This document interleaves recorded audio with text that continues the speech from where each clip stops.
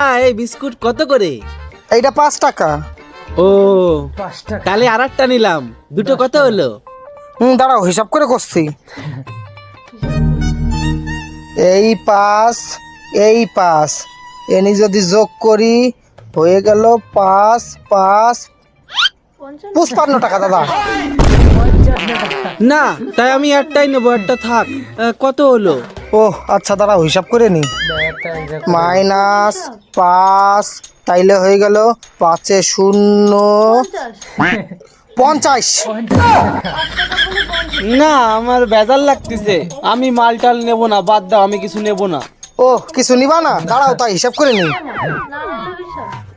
-5 তালি এনি হয়ে গেল আবার সব মিলিয়ে 45।